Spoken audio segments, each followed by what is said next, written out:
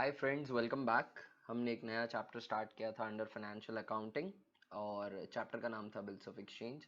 Bills of exchange के अंदर bill को ड्रॉ करने की और वेरियस यूजेस से रिलेटेड जितनी भी जर्नल एंट्री थी मैंने प्रीवियस सेशन में कवर करी थी। उन सभी जर्नल एंट्रीज से रिलेटेड बेसिकली आज एक क्वेश्चन हम करने वाले हैं, pretty straight forward simple question. इससे काफ़ी अच्छे लेवल के क्वेश्चंस आपने ऑलरेडी किए होंगे in your 11th standard. Bills of exchange के अंदर हमने समझा था what is a bill. It is a negotiable instrument जो ट्रांसफरेबल होता है। ड्रॉ करता है इसे ड्रॉअर जो कि होता है क्रेडिटर, और इसे एक्सेप्ट करता है ड्रॉई जो कि होता है डेटर। बिल के वेरियस यूजेस हैं। बिल को हेल्ड किया जा सकता है मैच्योरिटी तक, उसके अगेंस्ट पैसे लिए जा सकते हैं। बिल को बैंक में डिपॉजिट किया जा सकता है, बैंक को दिया जा सकता है और डिस्काउंट करवाया जा सकता है। अर्ली पेमेंट लिया जा सकता है बट उसके against bank discounting charges deduct करता है।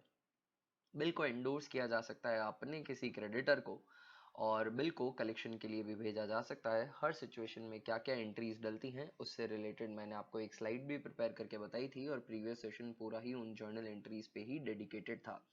आज के पर्टिकुलर सेशन में इन सभी यूजेस से रिलेटेड एक इलस्ट्रेशन है आपकी बुक का, इलस्ट्रेशन नंबर 1, जिसे हम सॉल्व करने जा रहे हैं। तो चलिए इसे सॉल्व करते हैं। On 1st April 2017, A draws a bill on B for rupees 1 lakh 3 months after date। Due date of a bill के बारे में मैंने ज़्यादा बात नहीं करी है। देखिए, due date of a bill से रिलेटेड दो मेजर टर्म्स होती हैं, एक होती है after date and the other one is after sight. After date के अंदर जो ड्यूरेशन है, बिल जो दो पार्टीज के बीच में बनता है, ड्रॉर और ड्रॉई, उस बिल के अंदर एक सर्टेन पीरियड ऑफ टाइम होता है जिसके बाद बिल को ऑनर किया जाएगा, बिल का पेमेंट किया जाएगा, बिल की मैच्योरिटी होगी।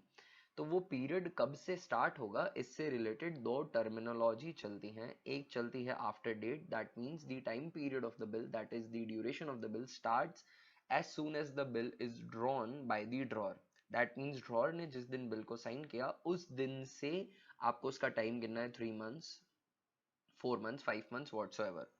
और दूसरी होती है आफ्टर साइट। आफ्टर साइट का मतलब है जब तक बिल को देखा नहीं जाएगा by the ड्रॉई, by the acceptor, तब से टाइम पीरियड स्टार्ट नहीं होगा। तो आफ्टर साइट के अंदर जो टाइम पीरियड होता है वो स्टार्ट होता है from the day the drawee sees the bill और accepts the bill. That means the time will actually begin when the drawee signs the bill और accepts the bill. Invariably 3 days of grace हर time bill के अंदर जोड़ दी जाती है, after date हो या आफ्टर साइट हो।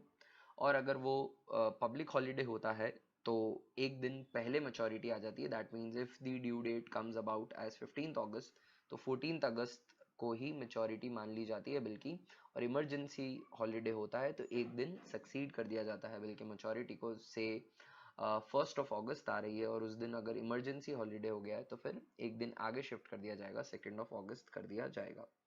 ये due date of a bills है। इससे रिलेटेड कुछ क्वेश्चंस भी हम सॉल्व करेंगे और इससे डेडिकेटेड एक वीडियो भी करेंगे हम, बट अभी फिलहाल क्वेश्चन के अंदर ये चीज़ें आएंगी क्योंकि मैं डेट्स को मेंशन करूंगा, तो इसलिए मैंने कहा कि ये बात एड्रेस कर देता हूँ।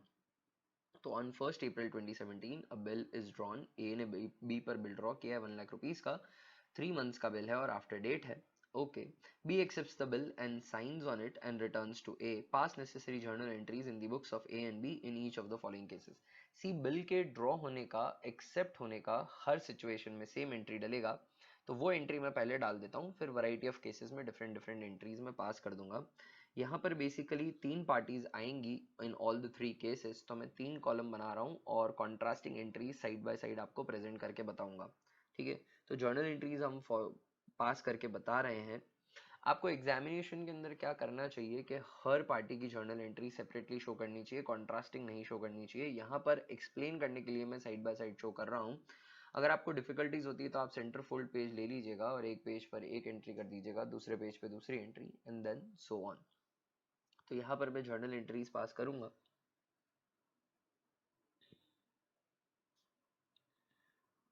जर्नल एंट्रीज ए की बुक्स में जो कि ड्रॉर है, बी की बुक्स में जो कि ड्रॉई है, और तीसरा पर्सन आ जाएगा सी जिसको एंडोर्स किया जाएगा। उनका रोल अभी नहीं आ रहा है। 1 अप्रैल 2017 को बिल ड्रॉ किया गया है, तो जिस दिन बिल ड्रॉ किया गया है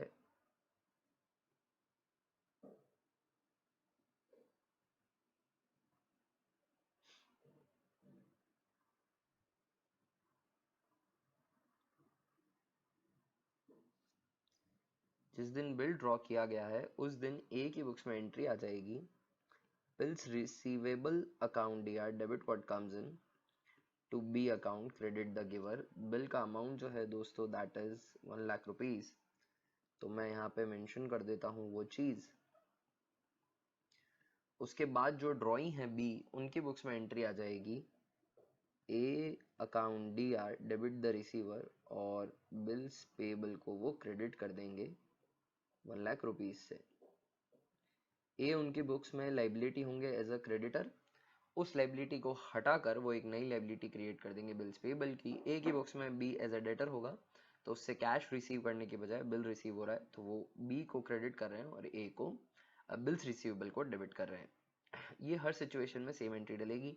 अब इन्होंने कहा है कि जर्नल एंट्रीज डालनी है ए और बी दोनों की बुक्स में। फर्स्ट सिचुएशन में when the bill is held by, when the bill is hold by, actually held should be the word, English गलत लिखी हुई है। The bill is held by B by A till maturity. तो A अगर bill को maturity तक अपने पास रखते हैं तो ए की बुक्स में एंट्री आ जाएगी, मैच्योरिटी पे उन्हें पैसा मिल जाएगा। डिसऑनर की बात नहीं करी है, डिसऑनर की जर्नल एंट्रीज भी हमने नहीं देखी है। तो ए की बुक्स में एंट्री आ जाएगी cash account D R to bills receivable account. 1 lakh रुपए का बिल है, इसके अगेंस्ट 1 लाख रुपीज ए को रिसीव हो जाएंगे ऑन दी ड्यू डेट। और ड्यू डेट जो आएगी दोस्तों वो आएगी 1 अप्रैल को बिल ड्रॉ किया था, अप्रैल, मई एंड जून, 1 जून एंड 3 दिन की ग्रेस जोड़ी जाती है, तो 4 June would be the 4 June due date of the bill. तो 4 जून 2017 एंट्री डाल दी जाएगी। अप्रैल से मई, मई से जून, जून से जुलाई, आई बेग योर पार्डन, अप्रैल से मई, मई से जून, जून से जुलाई, 4 would be and 7th month is July, तो 4 would be the due date of the bill. 3 दिन की ग्रेस इसमें ऐड कर दी जाती है। इसके बाद बी की बुक्स में हर सिचुएशन में बिल को ऑनर करने की सेम ही एंट्री आएगी, वो आ जाएगी bills payable account D R to cash account. हर सिचुएशन में जब ये बिल को ऑनर करेगा तो उनकी बुक्स में ये सेम एंट्री आएगी इन ऑल द सिचुएशंस जो भी यूज किया जाता है बिल का, रिगार्डलेस ऑफ द केस। जो ड्रॉई है उनकी बुक्स में ऑनर करने की सेम एंट्री आएगी। तो पार्ट फर्स्ट जो है वो हमने सॉल्व कर लिया। पार्ट सेकंड के अंदर क्या हो रहा है कि the bill is discounted with bank on 4 April at a discount of 6% per annum. तो बिल को डिस्काउंट किया जा रहा है, तो 4 अप्रैल 17 को बिल को डिस्काउंट करने की एंट्री आ जाएगी ए की बुक्स में, और सिर्फ ए की बुक्स में ही एंट्री आएगी, बी की बुक्स में कोई भी एंट्री नहीं आती। All the uses that are available with the drawer of the bill, drawee की बुक्स में उन सभी यूजेस को एक्सरसाइज करते वक्त कोई भी जर्नल एंट्री पास नहीं होती है। तो ए की बुक्स में बिल को डिस्काउंट करने की एंट्री आ जाएगी bank account D R discounting charges account D R to bills receivable account. Right friends, discounting charges हमें कैलकुलेट करने पड़ेंगे इस बिल के। तो 1 लाख रुपीस का बिल है दोस्तों, 6% के डिस्काउंटिंग चार्जेस मेंशन्ड हैं, 6% के डिस्काउंटिंग चार्जेस, और बिल को डिस्काउंट किया गया है 4 अप्रैल से। तो 4 अप्रैल से 3 महीने की मैच्योरिटी है और 3 महीने का ही टाइम टू एक्सपायरी भी है, तो 3 महीने के डिस्काउंटिंग चार्जेस बैंक डिडक्ट करने का राइट रखता है, तो 3/12 यहाँ पर पीरियड मेंशन हो जाएगा। डिस्काउंटिंग चार्जेस में कैलकुलेट कर लेता हूँ, 1 लाख पे 6% डिवाइडेड बाय 12 इंटू 3, तो 1500 रुपए के डिस्काउंटिंग चार्जेस आते हैं। 1 लाख रुपीस का बिल है, उसमें से 1500 रुपए माइनस करके आपके बैंक अकाउंट के अंदर 98,500 आ जाएंगे, और इस दिन बी की बुक्स में कोई भी एंट्री नहीं डलेगी और सी की बुक्स में भी कोई एंट्री नहीं पास ऑन की जाएगी। थर्ड सिचुएशन, और इसके बाद ये बिल को डिस्काउंट किया गया है। अब जब ड्यू डेट आएगी, मैच्योरिटी डेट आएगी, दैट इज 4 जुलाई, 4 जुलाई, उस दिन जिस दिन मैच्योरिटी है उस दिन ए के पास बिल है नहीं, ए इस बिल के अगेंस्ट पेमेंट पहले ही रिसीव कर चुके हैं फ्रॉम द बैंक, तो ए की बुक्स में कोई एंट्री नहीं आएगी, और बी की बुक्स में again this same entry would be passed, this same entry would be passed. तो बी की बुक्स में ये एंट्री फिर से पास कर दी जाएगी, बिल्स पेबल अकाउंट या टू कैश अकाउंट, सी का अभी इस सिचुएशन में कोई रोल ही नहीं आया है। बिल्स पेबल टू कैश, जो भी पैसा मांगने आएगा बी की रिस्पॉन्सिबिलिटी कि उसे पेमेंट कर दे। बैंक पैसा मांगने आ रहा है, ज़रूरी नहीं है कि इस बिल का ऑनर जो है वो बी बैंक के थ्रू ही पेमेंट करे, वो बैंक के रिप्रेजेंटेटिव को कैश भी पे कर सकता है। तो ये था सेकंड सिचुएशन जहाँ पे बिल को डिस्काउंट करवाया गया था। अब मैं आ जाता हूँ थर्ड सिचुएशन पे जहाँ पे बिल को एंडोर्स किया गया है। The bill is endorsed to C to make a final settlement of a due of 1,05,000 on 1st April 2017। तो जिस दिन बिल ड्रॉ हुआ उसी दिन A ने ये बिल एंडोर्स कर दिया C को, बट C को A ओ करते थे 1,05,000, उसके अगेंस्ट 1 लाख का ही बिल दिया है और फाइनल सेटलमेंट है यानी 5,000 रुपए का डिस्काउंट रिसीव हुआ है A को। A की बुक्स में बिल को एंडोर्स करने की जर्नल एंट्री पास हो जाएगी C account DR to bills receivable to discount received account। सी को डेबिट किया जाएगा 1,05,000 रुपीज से, बिल को क्रेडिट किया जाएगा ऑफ कोर्स 1 लाख रुपीज से, और डिस्काउंट जो हमें रिसीव होगा वो होगा 5,000 रुपीज का। मैं बिल को एंडोर्स करूं, डिस्काउंट करूं या अपने पास रखूं, बी की बुक्स में उसकी कोई भी स्पेशल एंट्री नहीं पास की जाती है। सी की बुक्स में जो कि बिल के एंडोर्सी हैं, ए एंडोर्सर हैं और बी सी एंडोर्सी हैं। सी की बुक्स में बिल को रिसीव करने की एंट्री आ जाएगी bills receivable account DR। Discounting charges basically discount allow किया है इन्होंने, तो यहाँ पर डेबिट हो जाएगा discount allowed account DR to, जो गिवर है बिल के वो है A account, to A account. Right friends, अब यहाँ पर जो एंट्री है वो कुछ इस तरीके से पास हो जाएगी। बिल्स जो रिसीव हुआ है इनको वो है 1 लाख रुपीज का, 5,000 रुपए का डिस्काउंट इन्होंने अलाउ किया है और 1,05,000 पर एक अकाउंट जो है वो क्लोज किया गया है। बी की बुक्स में कोई एंट्री नहीं आएगी। बिल को एंडोर्स करने का दिन 1 अप्रैल ही था, तो उसी दिन को मैं इसे लिख देता हूँ। मैच्योरिटी डेट आएगी दैट इज 4 जुलाई 2017। उस मैच्योरिटी डेट पर हमें बिल की जर्नल एंट्री पास करनी है, बिल के ऑनर होने की जर्नल एंट्री पास करनी है। ए की बुक्स में यहाँ पर हम ए, बी और सी तीनों की ही बुक्स में जर्नल एंट्री बता रहे हैं, तो ए की बुक्स में कोई भी जर्नल एंट्री नहीं आएगी। बी की बुक्स में सेम जर्नल एंट्री आ जाएगी जो हर सिचुएशन में आती है बिल को ऑनर करने की, that is bills payable account DR to cash account, और बिल को ऑनर करने की जो एंट्री आ जाएगी वो आ जाएगी 1 लाख रुपीज की। बी ने जो बिल एक्सेप्ट किया था वो 1 लाख रुपीज का था, तो वो उसके अगेंस्ट 1 लाख रुपीज ही पे करेंगे, क्योंकि 5,000 का जो लाइबिलिटी था, जो ट्रांजेक्शन था बेसिकली ए और सी के बीच में, उसमें 5,000 का वो डिस्काउंट अलाउ कर चुके हैं। सी को इस बिल का पेमेंट मिलेगा, ए को कोई पेमेंट नहीं मिलेगा। ए अपनी एक लाइबिलिटी खत्म कर चुके हैं बाय यूजिंग दिस बिल। सी को जो पेमेंट मिलेगा तो सी की बुक्स में एंट्री आ जाएगी cash account DR, cash account DR to bills receivable, और इस 1 लाख रुपए के बिल के बदले उन्हें पैसा मिल जाएगा। यहाँ पर कोई डिस्काउंट इन्वॉल्व नहीं रहेगा। तो हर सिचुएशन में हमें जो एंट्री पास करनी थी वो हमने यहाँ देख ली दोस्तों। बिल के वैरायटी ऑफ यूजेस होते हैं, बिल को मैच्योरिटी तक रखा जा सकता है, डिस्काउंट कराया जा सकता है, और बैंक से डिस्काउंट करवाया जा सकता है और एंडोर्स भी किया जा सकता है। हर सिचुएशन में हमने एंट्री देखी। बिल को अगर कलेक्शन के लिए भेजा जाता तो उसकी जर्नल एंट्री भी हम समझ चुके हैं। इस केस के अंदर, इस क्वेश्चन के अंदर पर्टिकुलरली वो सिचुएशन कवर नहीं होती, आगे किसी क्वेश्चन में या इलस्ट्रेशन में ज़रूर आ जाएगी, तो तब हम उसे और डिटेल में देख लेंगे।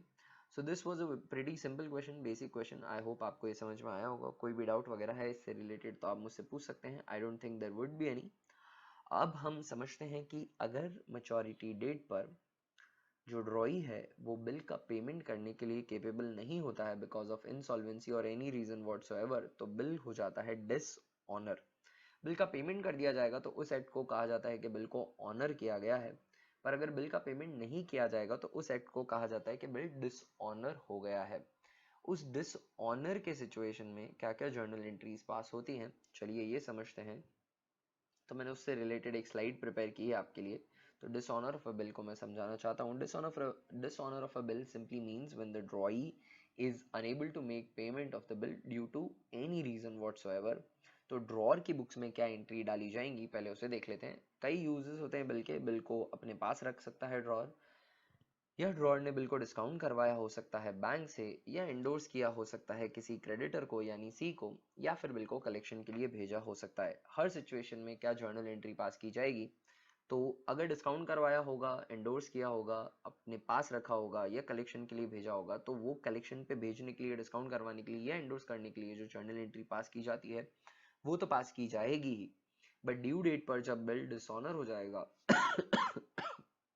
एक्सक्यूज मी, ड्यू डेट पर जब बिल डिसऑनर हो जाएगा तो क्या एंट्री पास की जाएगी? वो एंट्रीज मैं यहाँ बता रहा हूँ। अगर बिल आपके पास ही था, आपने उसे होल्ड करके रखा था मैच्योरिटी तक, तो ड्रॉअर की बुक्स में एंट्री डल जाएगी B account DR, that is the drawee. Drawee को फिर से डेटर बनाया जाएगा। जब उन्होंने बिल दिया था तब मैंने एंट्री पास करी थी बिल्स रिसीवेबल टू बी। अब मैं उस एंट्री को रिवर्स कर दूंगा, मैं एंट्री पास कर दूंगा B to bills receivable.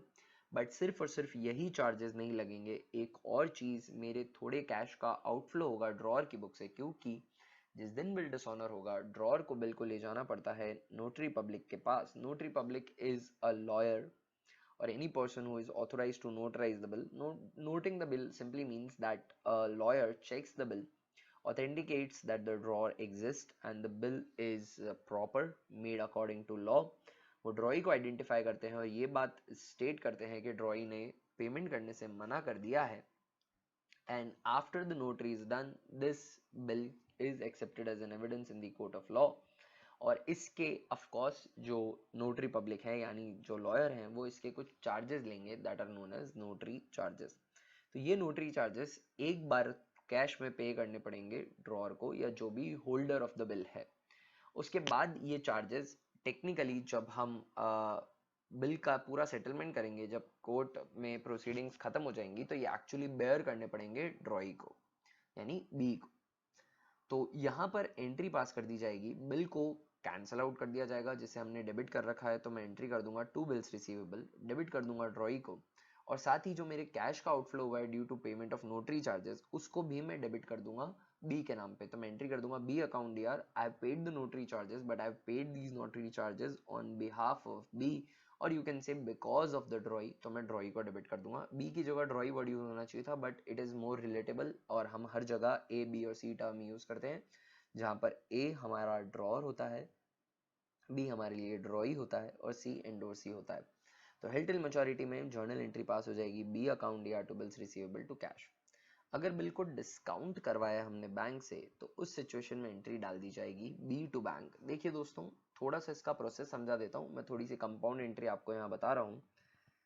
A and B है, ए ने बी पर बिल ड्रॉ किया था, बी ने एक्सेप्ट करके दिया, तो ए की बुक्स में एंट्री डली बिल्स रिसीवेबल टू बी, और बी की बुक्स में एंट्री डली ए टू बिल्स पेबल। ये हमें बहुत अच्छे से पता है। इसके बाद ए ने बिल को डिस्काउंट करवा दिया तो एंट्री डली bank discount to bills receivable, और बी की बुक्स में कोई भी जर्नल एंट्री पास नहीं होगी। अब अगर ड्यू डेट के दिन बिल डिसऑनर हो जाता है तो ए का बैंक जो है वो ए के अकाउंट से पैसे डिडक्ट कर देगा, वो नहीं जानता बी को। तो ए की बुक्स में एंट्री डल जाएगी। बेसिकली क्या होगा, अगर आप इसको पूरा प्रोसीजरली समझें तो प्रोसीजरली कुछ ऐसा होगा कि जो बैंक है वो बिल दे देगा ए को और कहेगा कि सर आपका जो ये बंदा है बी, आपका जो डेटर है बी, उसने पैसे देने से मना कर दिया है, हम आपके अकाउंट से पैसे डिडक्ट कर रहे हैं। तो ये जो बिल आपने डिस्काउंट कराया था बैंक से ये वापस आपके पास आ जाएगा। तो आप एक बार एंट्री करेंगे bank bills receivable account DR to bank account, और बैंक जो है वो आपके अकाउंट से सिर्फ और सिर्फ बिल के पैसे ही नहीं काटेगा, क्योंकि बैंक होल्डर है बिल का, तो वो आपके बिहाफ पे नोटरी भी करवा लेगा, तो वो नोटरी के पैसे भी काट लेगा। इस दिन जो डेटर है उसको इस बात का पता नहीं है, तो उसकी बुक्स में कोई भी एंट्री नहीं डली, उसने मना कर दिया है बेसिकली, तो उन्होंने अपनी बुक्स में अभी फिलहाल कोई एंट्री नहीं डाली है। अब आप बीइंग दी क्रेडिटर, आप ये बिल और नोटरी चार्जेस पूरे के पूरे सर चढ़ाएंगे बी के, क्योंकि गलती बी की है। तो आप अपनी बुक्स में एंट्री क्या कर देंगे, इस बिल्स का और इन नोटरी चार्जेस का रिसीवर बना देंगे बी को। तो आप कर देंगे B account DR to bills receivable, ये बिल आप देंगे बी के मुंह पे मारेंगे और साथ ही उन्हें कहेंगे कि ये नोटरी चार्जेस भी आप भुगतो। तो हमारी बुक्स में फिर एंट्री डल जाएगी, ड्रॉअर की बुक्स में एंट्री डल जाएगी बिल्स रिसीवेबल। तो बैंक बिल देगा हमें और हम बिल और नोटरी चार्जेस दे देंगे बी के सर पे। तो अगर आप इसको देखें तो यहाँ पर बिल्स रिसीवेबल और नोटरी चार्जेस एक बार डेबिट हो रहे हैं, एक बार क्रेडिट हो रहे हैं, तो ये बेसिकली कैंसल आउट हो रहे हैं। नेट एंट्री डल रही है बी टू बैंक, तो वही एंट्री मैंने ऊपर सीधी पास कर दी है बी टू बैंक, और इसको पास किया जाएगा including the notary charges, including the notary charges. तो पूरी समरी आपने समझी होगी बेशक, और आपको डिस्काउंटिंग ऑफ अ बिल में अगर बिल डिसऑनर हो जाता है तो डायरेक्ट जर्नल एंट्री जो है वो याद रखनी है। तो डायरेक्ट जर्नल एंट्री जो होती है वो होती है बी टू बैंक। अगर बिल को एंडोर्स किया गया है दोस्तों, तो एंडोर्स बिल के डिसऑनर की जर्नल एंट्री डाली जाती है B to C. Basically B to C का मतलब है कि ड्रॉई टू एंडोर्सी। एंडोर्सी को हम क्रेडिट कर देंगे क्योंकि एंडोर्सी को हम क्रेडिट कर देंगे क्योंकि एंडोर्सी जो है उनको पेमेंट करना है, और ड्रॉई को हम डेबिट कर देंगे क्योंकि ड्रॉई को वापस डेटर बनाना है। तो डेटर को मैं डेटर बना रहा हूँ, क्रेडिटर को मैं क्रेडिटर बना रहा हूँ। जो एंडोर्सी है वो बिल मुझे देगा, और बिल और नोटरी चार्जेस दोनों वो मुझसे एक्सपेक्ट करता है। मैंने सी को बिल दिया था एंडोर्स करके, वो क्रेडिटर है हमारा, उनका पेमेंट नहीं हो पाया उस बिल से, तो बिल का पैसा प्लस नोटरी चार्जेस हमसे मांगेगा, ड्रॉअर से मांगेगा, और मैं बीइंग ड्रॉअर मैं ड्रॉई से मांगूंगा क्योंकि मेरा डेटर जो है वो ड्रॉई है। तो वो बिल मुझे देगा, नोटरी चार्जेस मुझसे मांगेगा, मैं बिल वापस ड्रॉई को दे दूंगा, नोटरी चार्जेस उससे मांगूंगा। तो यहाँ पे बेसिकली जो एंट्री डलेगी वो कुछ इस तरीके से डलेगी, ए बी एंड सी। जो सी है वो अपनी बुक्स में उनको बिल मिला था, तो उन्होंने एंट्री डाली थी बिल्स रिसीवेबल टू ए। अब वो फिर से एंट्री डाल देंगे ए टू बिल्स रिसीवेबल, ठीक है।